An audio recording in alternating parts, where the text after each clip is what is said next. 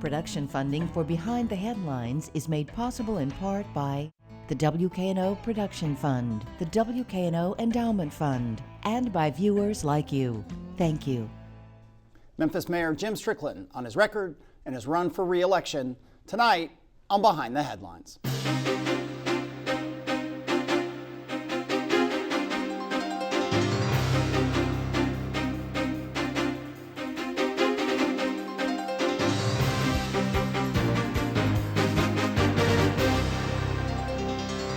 I'm Eric Barnes with the Daily Memphian. Thanks for joining us.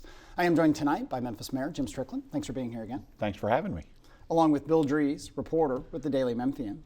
I should say at the top here that just a note of fairness that we had Tammy Sawyer, Shelby County Commissioner and candidate for mayor on the show 2 weeks ago. People can get that on the WKNO website or download the podcast on dailymemphian.com.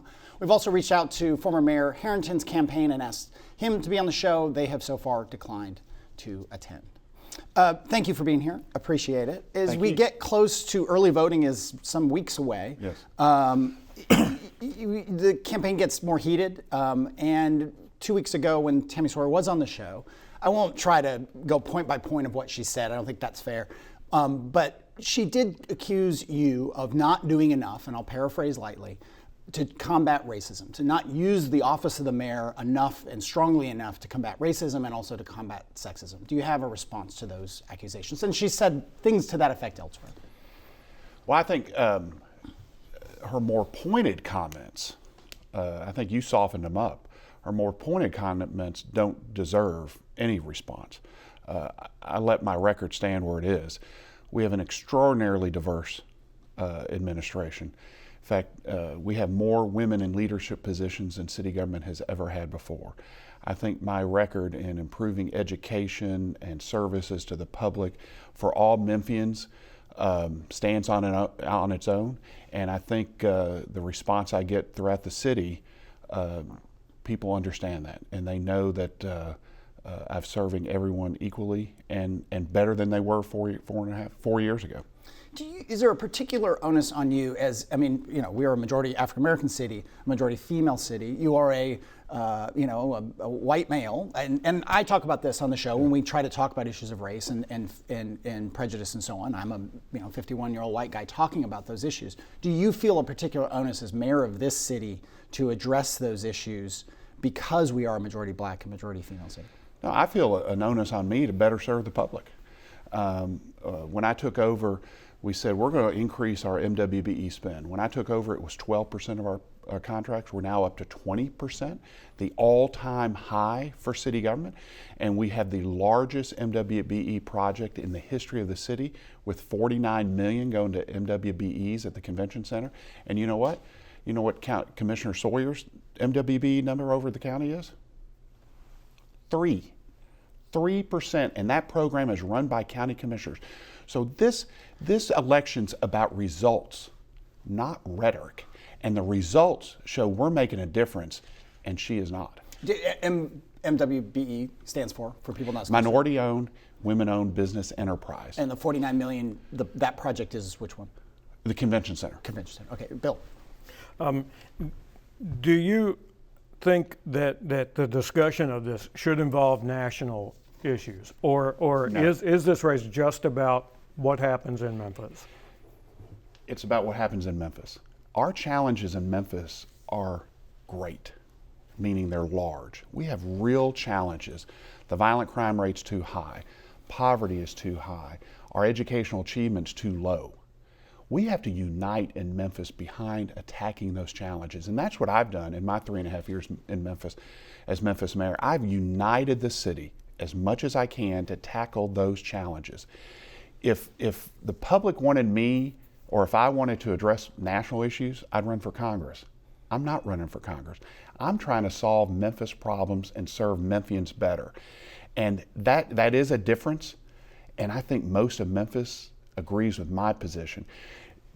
To really reduce violent crime and to increase the educational achievement level in the city and reduce poverty, all of us, Democrat, Republican, white, black, Hispanic, business leader, labor leader, retired person, millennial, all need to be behind increasing that third grade reading level and driving down violent crime. Those, if we can do that, that's how you revolutionize this city. And that's what we focused on. Do you think that there are legitimate differences to be discussed about specifically about fighting crime? Because one of the most profound differences here is you say more police equals less crime. Commissioner Sawyer says that she doesn't think that that's the case, that in fact more police means more people arrested.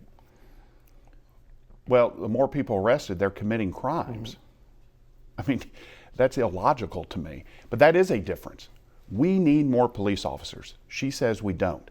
Also, Mayor Harrington said when he was faced in 2006 with the highest crime rate the city has ever seen, before or after, he said the next year running for mayor that there's nothing he or any mayor in the United States can do to reduce crime. So I disagree with both those candidates. We need more police officers, and there's certainly what the mayor can do can help drive down crime. The mayor alone can't drive down crime, but you can make a difference. So we've increased, shortly after I became mayor, we dropped down to 1,900 officers when we had 2,400 8 or 9 years ago. We're now over 2,000. We're going to get back to 2,100 later this year. We're going to hope our goal is to 2,300 by the end of 2020. Everywhere I go, people want more officers patrolling the street, because the more officers we have, the more community policing we can do, the more Blue Crush we can do, the more patrols that we can do, the more investigative work we can do. So I'm committed. And when we were at 2,400 officers in 2011, 2012, that was the recent low of crime in recent memory. Crime had been reduced from 26% from the Harrington high of 2006. You've been in office 3.5 years. You've added a net approaching 150, it sounds like, based on your numbers. From the low of 1,900, we're over 2,000 now, hope to be at 2,100 by the end of the year. Yes. Okay, so let's give you the end of the year number, which is 200. Why is it taking so long? When it has been, you've talked about every time you've been on the show, when you campaigned, why does it take so long to rebuild? Two reasons. Number one, what we inherited was no process or for retaining and recruiting police officers, none. You had to physically go to a police precinct and hand write a form to apply to be a police officer. Well, as you know, a 22-year-old, they all apply online and on their phones, and so we had to revamp that. Then we had to go through a campaign of the best in blue to really go out there and recruit and market. And that recruiting and marketing and background checks and physical tests took about 6 months. And then the class itself takes almost 6 months. That class being the training, and at not the everyone police makes academy. it through? Is No, that correct? I mean, okay. I'm guessing 80% only make it through because it's tough physically and academically, and you have to be able to shoot a gun. So all that whole process takes at least a year in and of itself. Now we have shortened that first 6 months to about 4 months. And the second reason it's tough, it is tough to be a police officer nowadays. So, and every other city is out there trying to recruit. So it's, one other thing, with that low unemployment rate, young people have other options. Well, is part of the problem money in two ways? One, is there money in the budget for if you could get to 2,300 immediately, could the city afford that? Yes, because our overtime budget would go down. Okay. And then that could help pay for those salaries. The second is looking back to when you were on the council, city council, and Mayor Wharton was in. He made and the council made very deep cuts to benefits and for city employees, police officers included, changes to pension, the whole pension reform. First of all, did you vote for those cuts as a city council person? In hindsight, was that vote, wherever you stood on it, was it a mistake? No, I did vote for it, and even though it was very tough, and I wish we didn't have to do it, financially it was required, because also remember our pension plan per year was underfunded by about $50 million. It was upside down, which the underfunding of the pension started under Mayor Harrington in 2005 or 2006. So he left us an underfunded pension, and we had to make up for it. And those changes to benefits did contribute in part to the loss of police officers. But the biggest problem was there was no recruitment effort. In 2014, 0 police officers were hired. So we had to create a whole mechanism, an operation from nothing, and we have done that. In fact, the Best in Blue campaign is so good now, other cities are starting to copy the marketing. In hindsight, just one more and then I'll go back to Bill. In hindsight, though, there was a cost associated with losing those police officers, and there was a cost associated with funding the pension plan and balancing the budget in a recession. I mean, there were costs. But if you look at those costs, there were a lot of police officers left. The people say that the unions almost encouraged people to leave sort of in protest. Again, was that cost worth it given what has been, the reduction in crime-fighting efforts? I mean, there's a cost associated, right? I mean, not let alone the personal harm for people, but the economic hit or the perception hit for Memphis. Again, was that cost worth it? I think it was a necessary change because our pension, it's easy to brush aside that, but the state passed a law saying we had to fully fund our annual pension cost. At the time they passed it, we were putting about $20 million a year into our pension. The required payment was $75 million. So you either raise taxes dramatically or you cut expenses, and we cut expenses, and we had to. I wish we didn't have to. I wish Mayor Harrington hadn't started that ball rolling by underfunding the pension, but we had to deal with that problem, and I think we dealt with it the best way we could. But I think we've gotten over that, and we're now on the upward swing. If we can, as you pointed out, the last 2 years we're averaging roughly a net increase of 100, and we need to amplify that even more. Bill, about 15 minutes left. As we record this, there is this thing called Project Iris. Yes. Which is out there, which is on the land that Bell's Enterprises has across New Fraser Boulevard from the Nike plant. You've talked about this in kind of guarded terms because this goes to the Board of Adjustment in mid-September, I think. What does this project mean for that particular area of the city? Well, all I can really talk about is the potential, because I don't think it's a done deal, but the potential is huge for that area. It's over 3 million square feet. According to the document they filed, it's over 3 million square feet and has over 1,800 parking spaces for us, we have to presume, employees. So we've worked really hard to bring in business in all areas of town. J&J Trucking is a good example off American Way, 700 new jobs right there in an area that had disinvestment. Fraser, we've worked really hard to improve the housing stock there. The last 2 years, for the first time in decades, home values are going up. This would complement it incredibly well, that we could have a lot of jobs, a lot of investment there. And in fact, it's relatively close to neighborhoods. People could actually walk to the work. I hear a lot of stories about International Harvester and Firestone. They helped build the adjoining neighborhoods and really build up those neighborhoods. We'd like to do the same thing, and it has huge potential impact. Are these distribution jobs? I can't confirm any of that. I can only confirm what's in the document. We have marketed this property before, one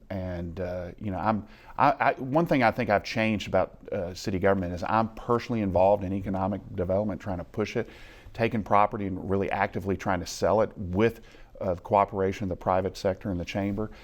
So we have marketed this property before. Hopefully this one actually happens. The reason I mentioned the distribution jobs is because County Mayor Lee Harris has talked about some jobs that in distribution and logistics are a mainstay of the Memphis economy. Right. He's talked about some of those jobs becoming obsolete because of automation. Right. Do you have concerns about our reliance on distribution for that reason? In part, every mayor should be concerned about automation, no matter what your industry is, and that's why Memphis and Tennessee is so uniquely situated, with the free tech school and the free community college, which then Senator Harris supported and voted for, gives us a unique opportunity. Because if you are better trained for a job today, you are more likely to be able to evolve and to the new industry. I often brag about airplane mechanics. You can get a degree or certificate from a TCAT, Tennessee College of Applied Technology, for free in Memphis. It takes 18 months. And people our age think of an airplane mechanic with a tool belt and wrench. It's very computer driven. So if you can be an airplane mechanic or machinist building hip implants and starting at Smith & Nephew at $19.50 an hour, if that industry changes and evolves, you are more likely to be able to get more educated or evolve with those changes. So that's why that's why I'm optimistic about the future of Memphis, and that we can accelerate this momentum that we have with this gift. We're the only state in the country with this. Well, Bill mentioned Project Iris, and over the years, back to when you were in council, since you've been mayor, projects come in. So, FedEx Logistics is moving downtown, ServiceMaster has moved downtown, other warehouse distribution, different types of job, Indigo Ag, which is a high-tech employer downtown. All those, I'm 99% sure, all those have involved incentives of some sort. And critics of your administration will say, the city has the wrong priorities. They're giving away taxes to corporations when they should be spending money on crime or on education or on services. And so if you look at your record, and we'll just stay with the 3.5 years as mayor, are you comfortable that the incentive packages and the tax breaks given out to these companies have been to the benefit of Memphis? 100%. 24,000 more Memphians are working now than 3.5 years ago. 24,000. And for someone to suggest that we should pause, no, we should accelerate. Very few of those incentives have involved cash. What they are is reduced property taxes, and most of them involve we're receiving more taxes during the pilot than we received before. Think about it. Union Row is a perfect example. That's a mostly blighted piece of property that's getting very little property taxes, very little. When they put an office tower there, the property values would go up and the taxes would go up. But they're not going to pay those taxes because any other city or any other state's going to let them get a reduction. So we give them a reduction to here, which is still higher than the taxes they're paying. So it's misinformation that's being put out there. We're getting more tax dollars, we're getting more jobs, and we're cleaning up blight. We've got to keep our foot to the pedal and accelerate this momentum. You talk about taxes. There's a sales tax referendum on the ballot this time that would dedicate. It's a little complicated, but the gist of it is, the intent of it is to dedicate that quarter point in the sales tax to fire, police. Why do I do this? Fire and police benefits. Thank you, Bill. Yeah. Are you in favor of that referendum? I'm not going to take a position on it. Okay. I'm not going to endorse it in any council race or judges races, and I'm not taking a position on that. We did do an analysis. We hired someone to do an analysis and gave that to the council a week or so ago on the cost and the cost and the revenue of it. I'm worried about my race, even though it's not legally binding. If it passes and I'm mayor, I will fulfill the intent of the voters. Okay, Bill, maybe go ahead. If it passes and if you're reelected, does it complicate the first budget of your second term? I don't believe it does. I believe for the first budget, for sure, the revenue is higher than the expense. Okay. There's been a whole lot of discussion about funding for Shelby County schools. In a second Strickland term, would there be a move for the city to directly fund Shelby County schools in some kind of ongoing way beyond what the city is doing now with pre-K and other education initiatives? Let's not roll over pre-K. All right. That is revolutionary, what we've been able to do. A couple years ago with Mayor Luttrell and Superintendent Hobson, we created, and Mayor Harris has joined in, we created universal needs-based pre-K for the first time ever in the city. Let's not roll over that. Quality pre-K followed by quality K through 3, which the schools are really working on, can revolutionize the city. So instead of 25% roughly of third graders reading at third grade level, let's get up to 75%, and so many of our problems disappear. So we have really focused on early childhood literacy. The challenge with funding anything new is, where does the money come from? As you know, our budget only increases by about $10 million a year. a 1% raise for every city employee is about $4.5 million. Insurance costs go up, so that $10 million, and we have to fund, we're looking for more funding for transit. So there's limited amount of money. Anyone promising significant more money to Shelby County Schools out of the city budget, you better hold on to your wallet. There's going to be a big tax increase coming to do that. I had asked Commissioner Sawyer, who was on the show 2 weeks ago, and I should say it's available online, and we've reached out, I should repeat, to Mayor Harrington's campaign to have him on the show. He's so far declined. But she said that tax increases were on the table. And if you win re-election, are tax increases on the table? I've never taken a no tax pledge, although in my 8 years on the council and 3.5 years, we've not proposed a property tax increase.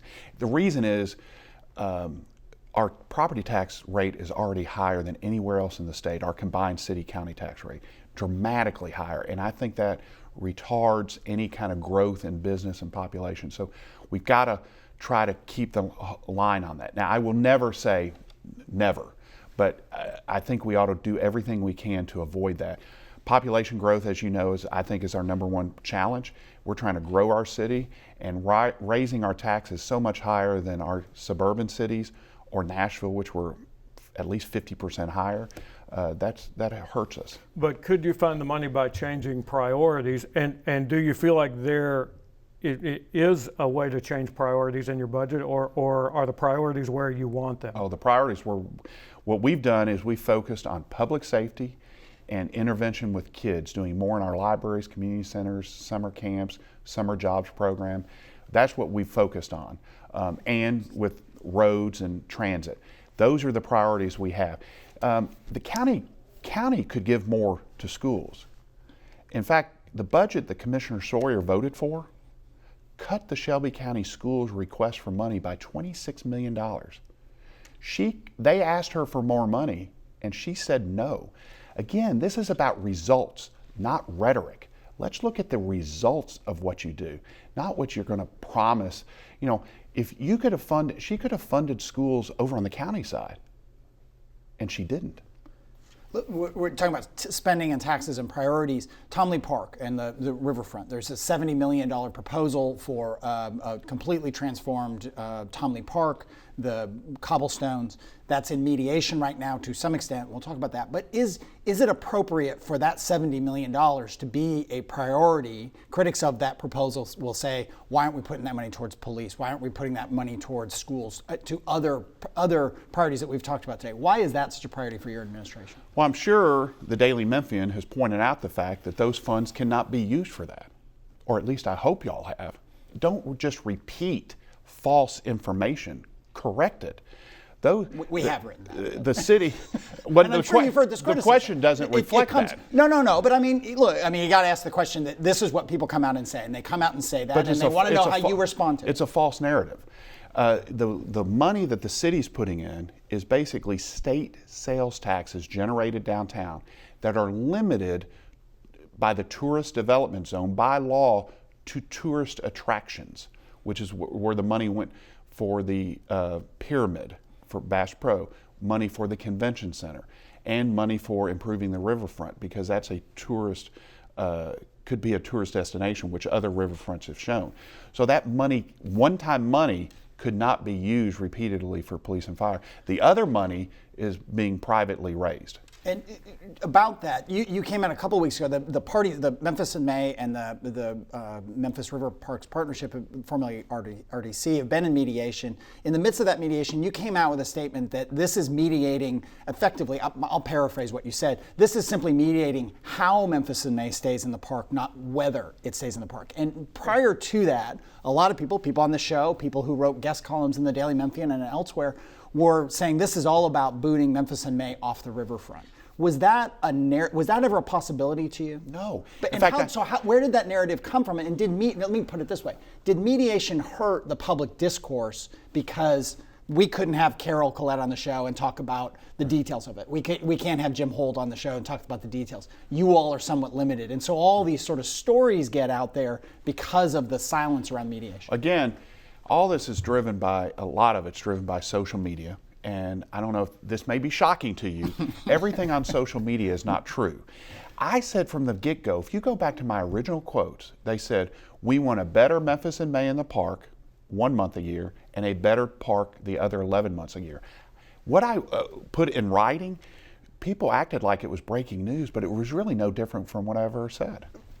With 45 seconds here, why not redevelop other parts of the riverfront? A lot of people point to Mud Island, people point to MLK. I mean, is this money, the TDZ money, a one-time shot that we're using it all on Tom Lee and leaving other things in their less than perfect state? Well, you haven't been to MLK Park in a long time. Yeah. MLK Park is in really nice condition. In fact, it's underutilized. But there are plans for those two parks and those two areas. So you just got to take out, we cannot fix we can't put $50 million into every single park. Tom Lee is used most, and that's where most of the money's going. Are you going to do any debates? When Mayor Harrington changes his mind and will agree to a debate, I'd be happy to join him. All right. Thank you for being here. Appreciate it. Thank you, Bill. Thank you for joining us. Join us again next week.